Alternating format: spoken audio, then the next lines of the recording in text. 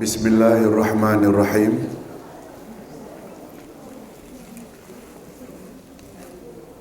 Alhamdulillah nahmaduhu wa nasta'inuhu wa nastaghfiruh. Wa na'udzu billahi min shururi anfusina wa min sayyiati a'malina. Man yahdihillahu fala mudilla lahu wa man yudlil fala hadiya lahu. Asyhadu an la ilaha illallah wahdahu la syarika lah wa asyhadu anna Muhammadan abduhu wa rasuluh la nabiyya ba'dah.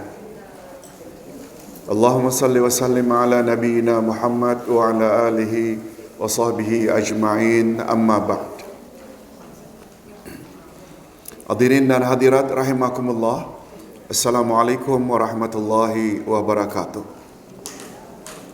Alhamdulillah, kita bersyukur dapat meneruskan lagi majlis ilmu kita dengan tafsir Al-Quranul Karim siri yang ke-434 yang akan membahas ayat 61 hingga 64 dari surat An-Nahl. Seperti biasa, sebelum kita terjemah dan tafsirkan untuk mendapat keberkatan bersama, marilah kita baca ayat-ayat berkenaan terlebih dahulu. A'udzu billahi minasyaitonir rajim. Walau yu'akhidhullahu an-nasa bizulmihim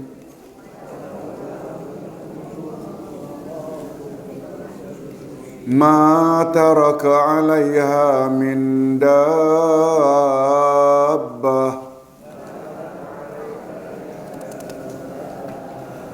walakin yu'akhiruhum ila ajalin musamma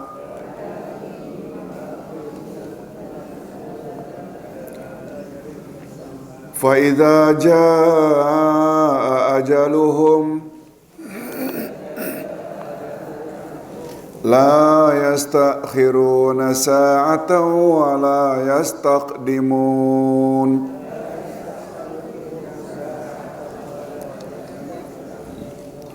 وَيَجْعَلُونَ لِلَّهِ مَا يَكْرَهُونَ وَتَصِفُ أَلْسِنَتُهُمُ الْكَذِبَ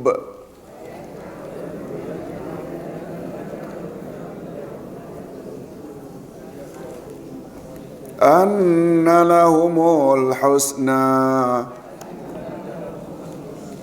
لَا جَرَمَ أَنَّ لَهُمُ النَّارَ وَأَنَّهُمْ مُفْرَطُونَ.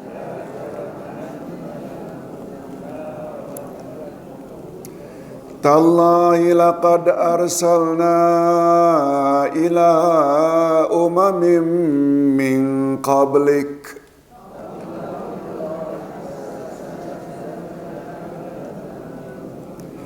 fazayyana lahumus syaitanu a'malahum fahuwa waliyuhumul yawm walahum azabun alim. Wama anzalna alaikal kitaba illa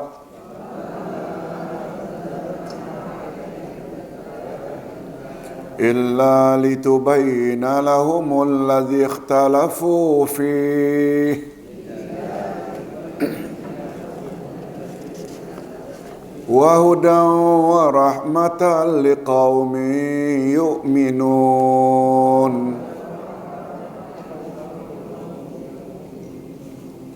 Demikianlah ayat 61 dan 64 hingga 64 dari surat An-Nahl. Berikut ini tafsiran ayat. Kalau dalam ayat-ayat yang lalu Allah Subhanahu wa taala telah menjelaskan beberapa macam perbuatan kaum musyrikin yang sangat bertentangan dengan kemanusiaan dan ajaran tauhid. Sikap demikian disebabkan karena mereka tidak percaya pada hari berbangkit dan pembalasan. Barangkali kita masih ingat bahawa orang kafir terbagi dua, ahli kitab dan musyrikin. Sedangkan orang musyrikin pula berbeza dengan ahli kitab. Ahli kitab beriman pada hari pembalasan, sedangkan musyrikin tidak percaya. Adapun pada ayat-ayat berikutnya, Allah Subhanahu wa taala mengancam perbuatan mereka itu dengan siksaan yang sangat pedih. Karena perbuatan-perbuatan mereka secara terang-terangan telah menentang kerisalahan Nabi Muhammad sallallahu alaihi wasallam dan menunjukkan sikap penghinaan kepada Allah Subhanahu wa taala. Di mana letaknya penghinaan mereka terhadap Allah?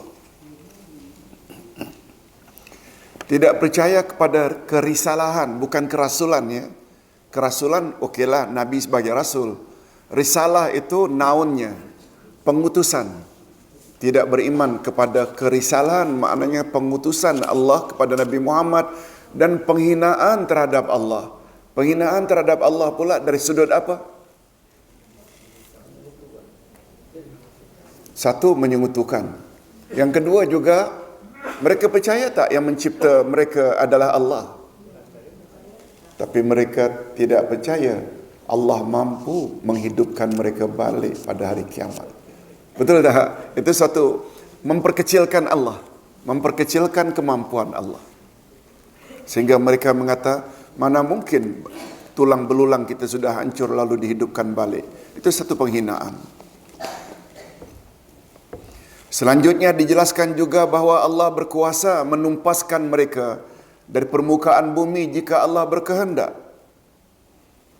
Namun demikian mereka masih diberi peluang untuk memilih agar menghentikan perbuatan mereka yang jahat dan mengikut bimbingan wahyu yang diturunkan kepada Rasul sehingga kedatangan ajal mereka.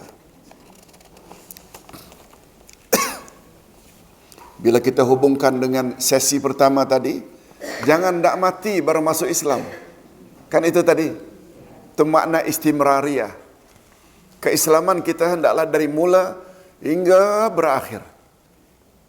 Jangan wala tamutunna illa wa antum muslimun tidak membawa makna jangan mati kecuali memeluk Islam. Bukan itu. Tapi keislaman hendaklah berterus-terusan sampai kita mati. Mudah-mudahan kita diberi oleh Allah husnul khatimah.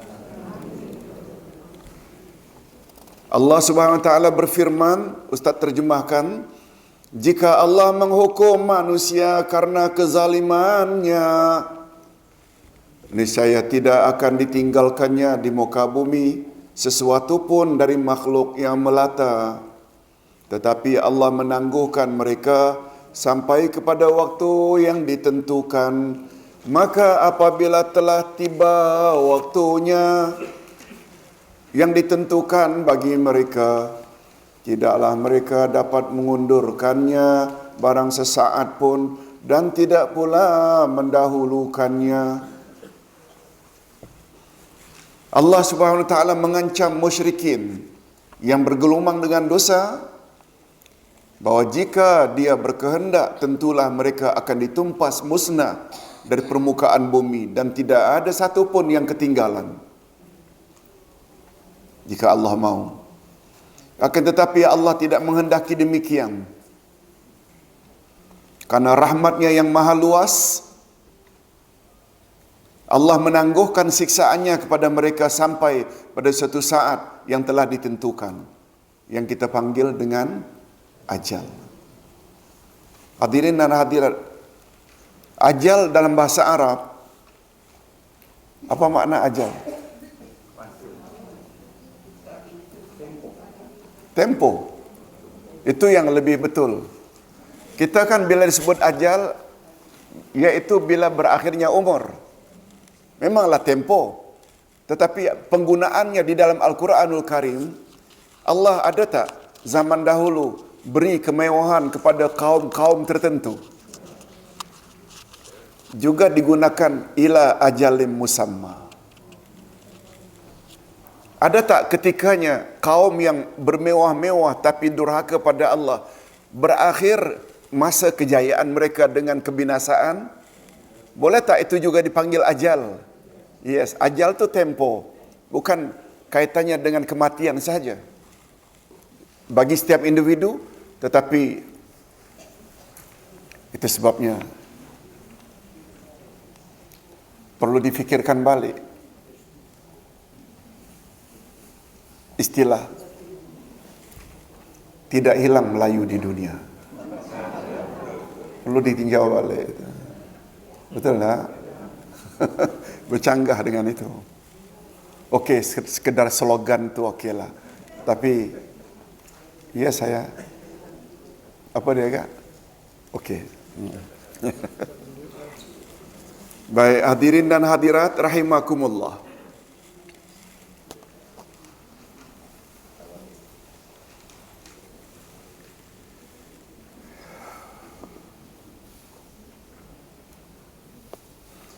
Akan tetapi Allah tidak mengendaki yang demikian karena rahmatnya yang maha luas. Allah menangguhkan siksaannya kepada mereka sampai suatu saat yang telah ditentukan. Kebijaksanaan Allah menangguhkan siksaannya kepada mereka itu agar mereka dapat mengubah sikap dan perbuatan mereka. Apakah mereka suka mengikuti dakwah Islamiah yang disampaikan oleh Rasulnya, atau mereka tetap ingin mempertahankan pendirian mereka sehingga sampai ajal yang jika tiba masa yang dijanjikan itu, maka mereka tidak akan mampu untuk mengundurkannya lagi.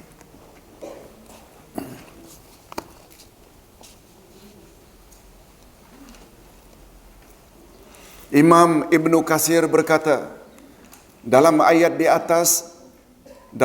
atas Allah menyebut tentang sifat santunnya terhadap makhluknya, walaupun mereka berbuat zalim, yang jika dia berkehendak untuk menghukum mereka berdasarkan apa yang telah mereka kerjakan, niscaya dia tidak akan tinggalkan apa sahaja yang terdapat di atas muka bumi, walaupun seekor binatang melata. Yaitu dia boleh musnahkan mereka semuanya, termasuk anak cucu Adam alaihissalam. Akan tetapi Allah Maha Penyantun. Penyantun bahasa kita, Al-Halim bahasa kita penyantun. Makna nama Allah Al-Halim, penyantun, tidak segera menghukum terhadap kesalahan umat. Allah delay, itu makna penyantun. Tidak segera mengambil tindakan atau menyiksa, tapi Allah delay, itu namanya penyantun.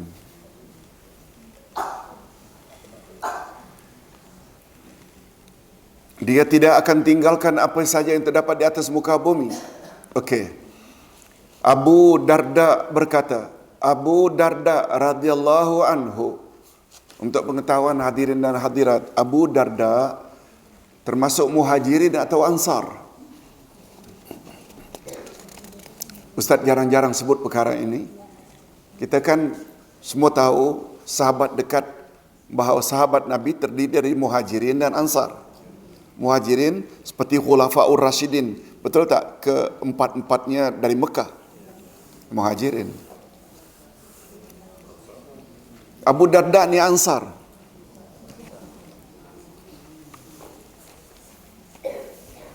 Abu Darda inilah yang dipersaudarakan oleh Rasulullah dengan Salman Al-Farisi. Salman Al-Farisi kan dari Iran, tapi memeluk Islam. Termasuk muhajirin tak? Sebab dari Mekah dia berhijrah. Lalu dipersaudarakan oleh Rasulullah dengan Abu Darda. Abu Darda ansar, Salman Al-Farisi muhajir. Hadirin dan hadirat rahimakumullah. Apa kata Abu Darda? Kami pernah memperkatakan perkara ini di hadapan Rasulullah sallallahu alaihi wasallam.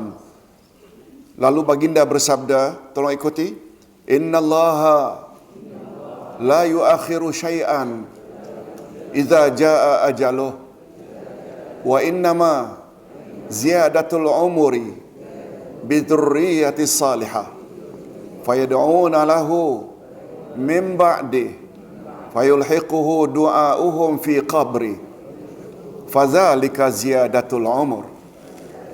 Sesungguhnya Allah tidak menangguhkan sesuatu jika tiba ajalnya atau masanya atau temponya. Sesungguhnya penangguhan umur itu ialah dengan zuriat yang salihah. Mereka, yakni zuriat yang salihah, berdoa untuknya setelah kewafatannya, lalu berguna doa mereka di dalam kuburan. Demikianlah yang dimaksudkan dengan penambahan umur.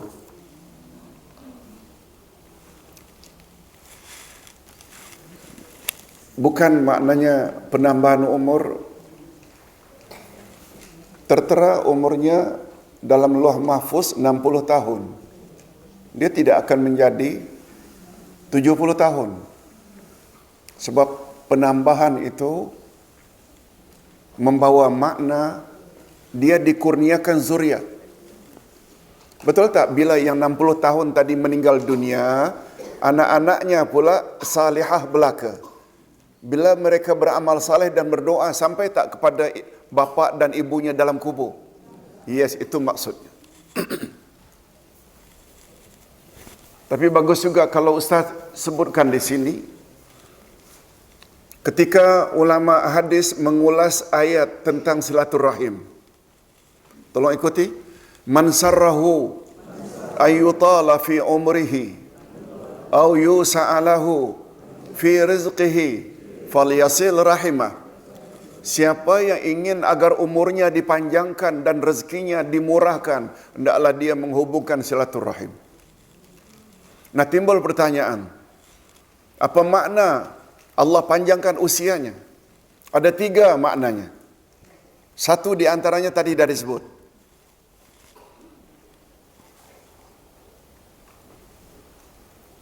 Pandangan yang pertama, Allah berkati hidupnya. Ustaz selalu buat contoh, Imam Asy-Syafi'i lahir 150, meninggal 204. Maknanya 54 tahun.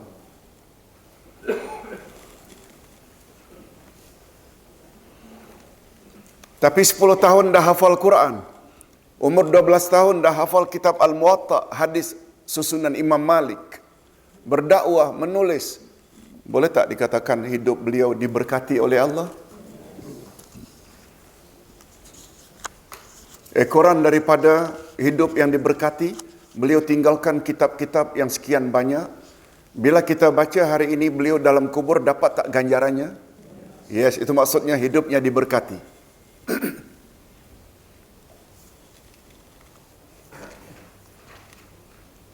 Apalagi bila kita bagi pula umur terbagi 2. Umur terbagi, masih ingat?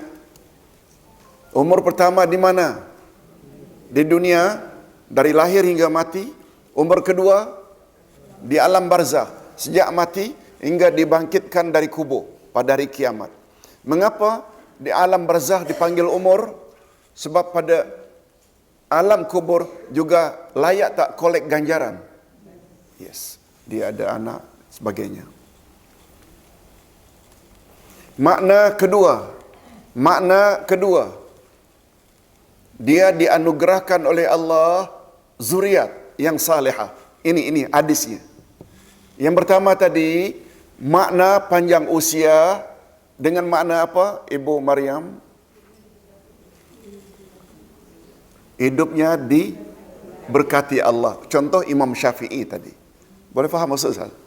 Yang kedua, umpamanya couple, suami 35 tahun, isteri 30 tahun, punya anak 3 orang, tinggal di rumah, lalu pergi sesuatu hal, lalu dilanggar, mati di tempat couple tersebut.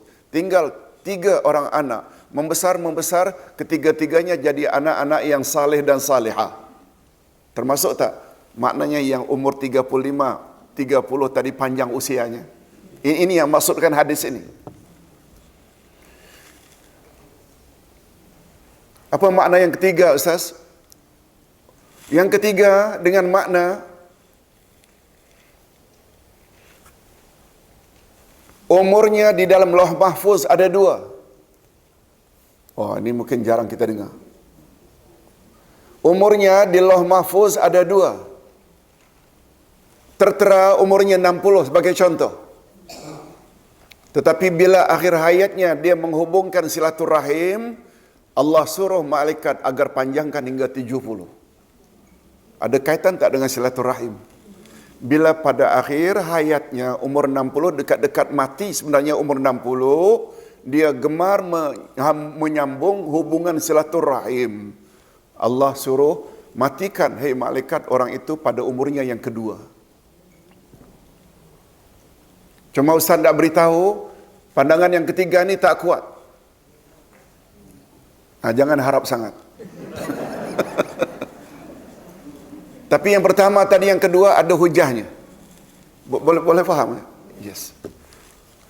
Hadirin dan hadirat rahimakumullah. Imam Ibnu Al-Jauzi berkata, perkataan ma taraka min dabbah, sesuatu dari makhluk yang melata, ada 3 maknanya. Pertama, semua yang melata di atas muka bumi. Ini pernah berlaku di zaman Nabi Nuh alaihi salam. Dan ini pendapat Qatadah. Apa kata beliau ketika membahas bab ini? Semua yang ada di atas muka bumi, hujan akan diturunkan sehingga tidak ada binatang melata pun di atas muka bumi kecuali binasa. Demikian pendapat Muqatil. Hadirin dan hadirat, setelah bumi dilanda oleh banjir, ada tak yang hidup selain di atas bahtera, di dalam bahtera?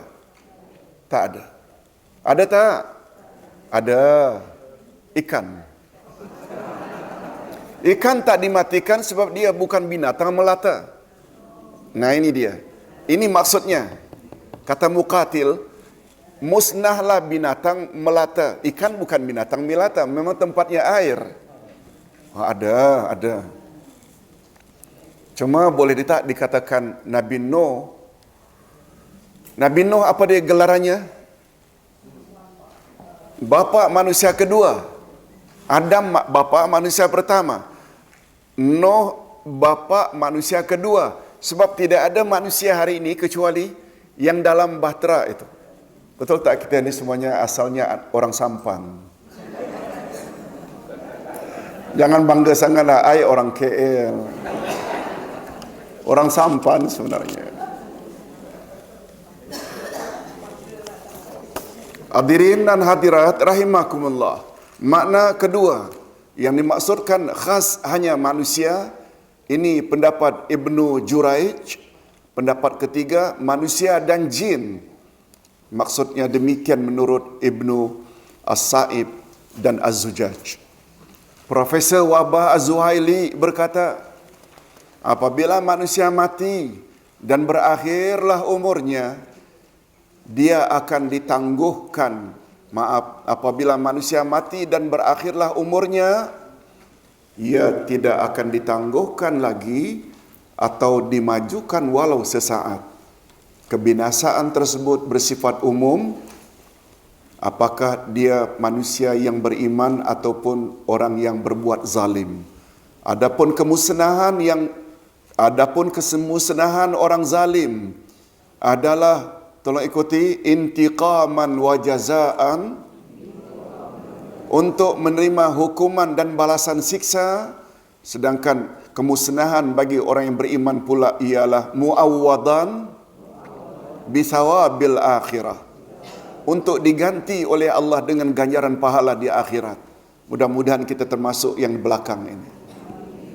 Abdullah ibnu Umar radhiyallahu anhuma berkata, aku mendengar Rasulullah bersabda, "Idza aradallahu biqaumin azaba, asabal azaba man kana fihim, summa bu'ithu ala niyatihim aw ala a'malihim Apabila Allah menghendaki azab ke atas sesuatu kaum, lalu Allah timpakan azab itu ke atas sesiapa pun dari kalangan mereka. Maknanya sesiapa pun dari kalangan mereka itu, orang baik ke orang jahat ke, masuk tak? Bila Allah ingin menimpakan azab. Kemudian, ini dia. Untuk membezakannya, kemudian mereka akan dibangkitkan sesuai dengan niat mereka atau sesuai dengan amalan mereka. Betul tak kebangkitan manusia itu semua berbeza-beza bahagian yang mereka akan perolehi di akhirat nanti? Betul tak? Atas sebab itulah beberapa bulan yang lalu kita ada sebut, hatta orang kafir meninggal dunia, boleh tak disebut inna lillahi wa inna ilaihi raji'un? Boleh tak? Kita semua milik Allah dan kepada Allah kita semua akan kembali. Cuma nasibnya beza tak? Beza dengan amal mereka.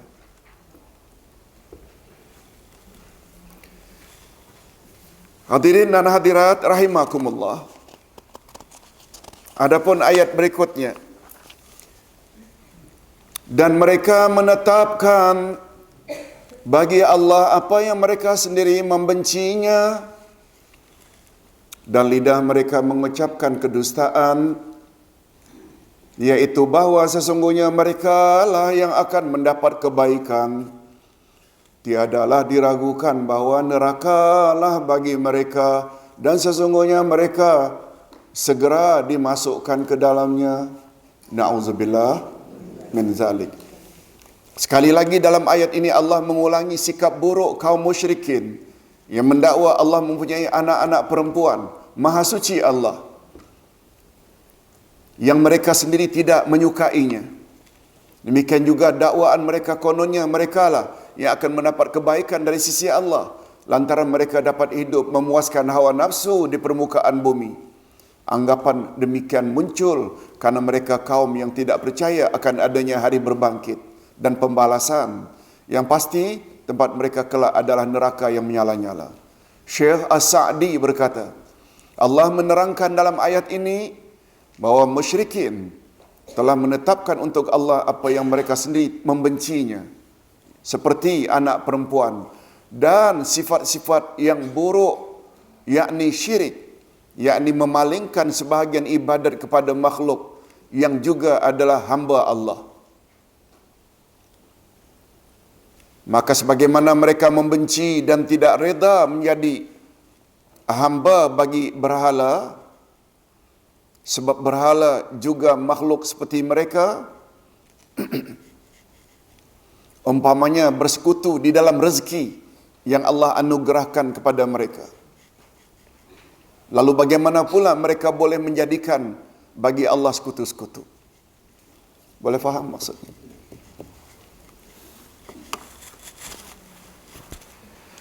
Sebelum ini kita telah bahas kata orang-orang musyrikin, ada beberapa binatang mesti dipersembahkan untuk berhala. Rezeki yang mereka terima dari Allah, sebahagian untuk Allah, sebahagian untuk berhala. Boleh faham? Mereka juga membuat keyakinan apa untuk Allah sampai kepada manusia. Tapi untuk berhala saja tak sampai kepada manusia. Masih ingat? Apa yang diniatkan untuk Allah sampai kepada manusia, maknanya yang untuk Allah itu boleh diagih-agihkan kepada fakir miskin. Kan maknanya untuk Allah sampai kepada manusia. Bila untuk berhala tak boleh untuk manusia, untuk berhala saja. Rupanya di dalam hati kecil mereka pun tak suka pada berhala. Dia bolot, dikongker sendiri rezeki itu. Boleh faham? Ini Ustaz kena timbulkan yang itu tu. Itu maksudnya. Mereka sendiri sebenarnya terhadap berhala mereka benci. Tak mau bagi-bagi rezeki. Yang untuk Allah boleh bagi-bagi. Yang untuk berhala tak boleh. Itu keyakinan. Itu maksudnya. Itu maksud ayat ini. Tetapi sayangnya mereka jadikan Allah seperti itu. Malahan selain keburukan tersebut, ditambah lagi dengan ucapan kedustaan mereka bahawa kononnya merekalah yang akan mendapat kebaikan di dunia dan di akhirat. Lalu Allah Subhanahu wa taala membantah keras dakwaan tersebut sambil mengatakan bahawa sudah pasti tempat mereka kelak api neraka kekal abadi di dalamnya buat selama-lamanya. Syekh Al-Qasimi berkata, ungkapan, tolong ikuti, wa tasifu al-sinatuhumul kadhib anna lahumul husna, dan lidah mereka mengucapkan kedustaan, yaitu bahawa sesungguhnya merekalah yang akan mendapat kebaikan. Maksudnya, walaupun mereka melakukan keburukan-keburukan itu, menetapkan untuk Allah anak perempuan dan berbuat syirik, namun mereka tetap mendakwa kononnya merekalah akan mendapat kebaikan di sisi Allah sekiranya kebangkitan benar-benar akan terjadi. Hakikat ini sebagaimana yang diceritakan sendiri oleh Allah pada ayat lain, surat Fussilat ayat 50. Tolong ikuti. Wala irji'tu ila rabbi innali indahu lal husna. Dan jika aku dikembalikan kepada Tuhanku, maka sesungguhnya aku akan memperoleh kebaikan pada sisinya. Ini namanya perasan. Adalah buat perkara yang Allah benci, kononnya bila mati, merekalah yang lebih.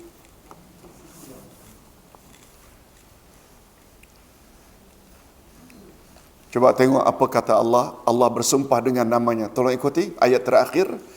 Tallahi laqad arsalna ila umamin min qablik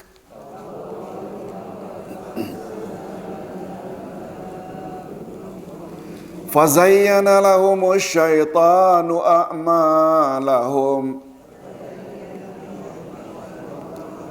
fahuwa waliyuhumul yaum walahum azabun alim.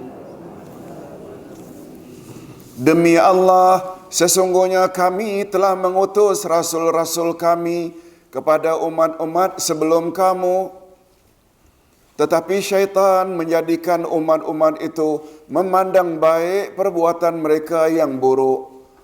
Maka syaitan menjadi pemimpin mereka di hari itu, dan bagi mereka azab yang sangat pedih. Na'udzubillah.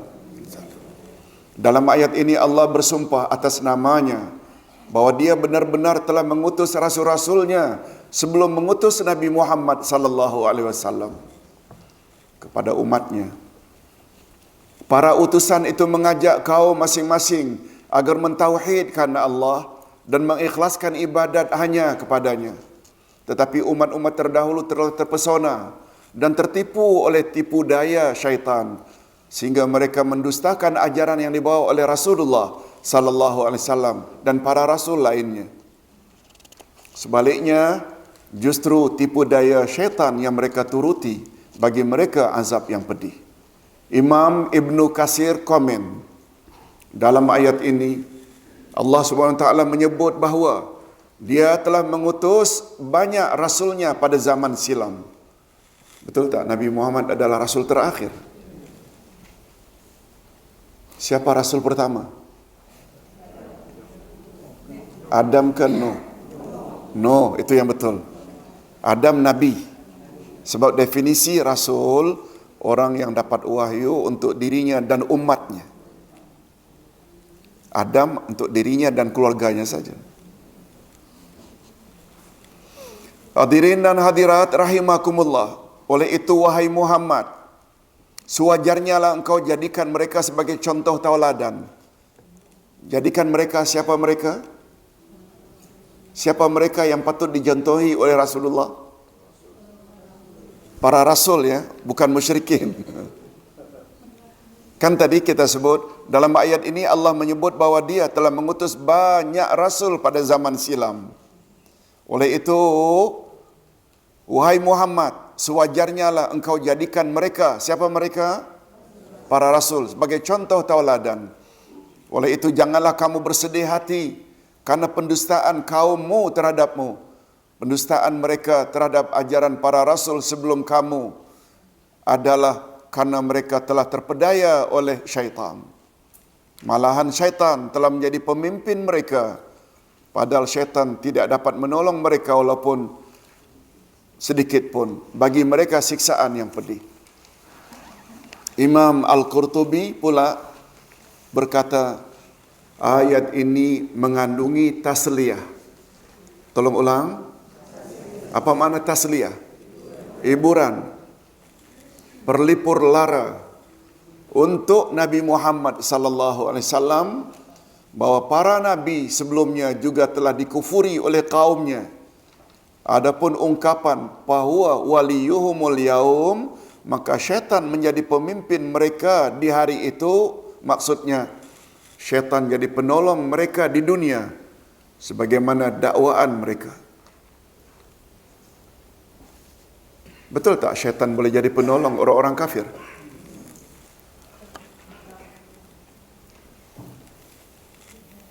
Barangkali hadirin dan hadirat masih ingat definisi sihir. Semua kita tahu sihir. Sihir wujud atau tidak? Wujud. Apa makna sihir atau definisi sihir? Ta'rif sihir.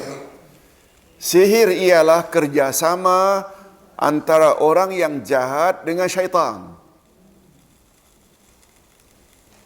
Kalau kerjasama, betul tak membawa makna saling tolong-menolong?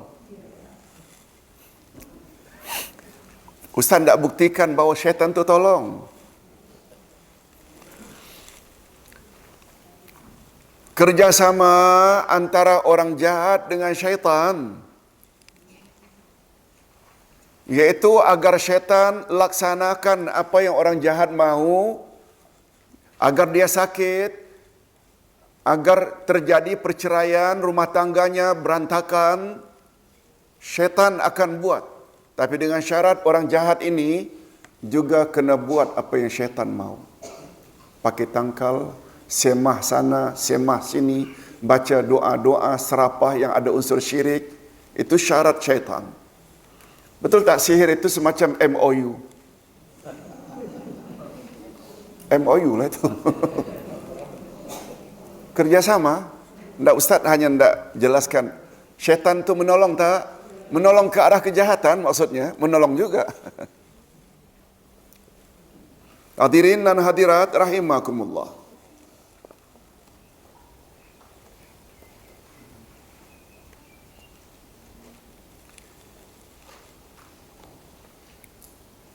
Bahagian mana? Imam As-Sa'di ke? Di atas tadi lagi. Dalam ayat ini Allah menegaskan bahawa dia tidak menurunkan kitab Al-Quran kepada Nabi Muhammad sallallahu alaihi wasallam kecuali agar baginda dapat menjelaskan apa yang mereka perselisihkan. Lihat. Nabi Muhammad diturunkan untuk menjelaskan apa yang mereka perselisihkan. Memang pun tugas Nabi Muhammad untuk menjelaskan. Ini yang terlepas pandang oleh golongan anti hadis. Boleh dicatat di sampingnya An-Nahl 44. An-Nahl 44. Tolong ikuti. Wa anzalna ilaika dzikr litubayyina linnasi ma nuzila ilaihim, dan kami turunkan kepada engkau hai Muhammad Quran ini supaya kamu perjelaskan kepada umat manusia isi kandungan Quran itu. An-Nahl 44. Al-Quran berfungsi sebagai rahmat Allah yang terbesar untuk membimbing mereka kepada keyakinan yang benar, yang jika kandungannya dipatuhi niscaya mereka pasti akan mendapat kebahagiaan di dunia dan di akhirat. Mudah-mudahan kita termasuk golongan ini. Imam As-Sa'di berkata, dalam ayat ini Allah menegaskan bahawa dia tidaklah menurunkan Al-Quran kepada Nabi Muhammad sallallahu alaihi wasallam kecuali supaya baginda menjelaskan kepada umat manusia al-haq, iaitu kebenaran tentang apa yang mereka pertikaikan, seperti tentang makna tauhid, tentang qadar, tentang hukum hakam perbuatan, segala jenis janji Allah, agar semua itu menjadi hidayah atau petunjuk yang bersifat umum dan rahmat kasih sayang yang juga bersifat umum bagi mereka yang beriman kepada Allah dan kepada kitab yang dia turunkan. Profesor Wahbah Az-Zuhaili berkata, dalam ayat ini Allah menerangkan bahawa kebinasaan dan atau kehancuran tidak akan berlaku kecuali setelah ditegakkan hujjah atau dalil. Lalu pada ayat berikutnya Allah menegaskan bahawa kami turunkan Al-Quran kepadamu, wahai Muhammad, dengan satu tujuan yang sangat nyata, iaitu engkau perjelaskanlah kepada umat manusia tentang apa yang mereka perselisihkan dalam hal yang berkaitan dengan akidah dan ibadat.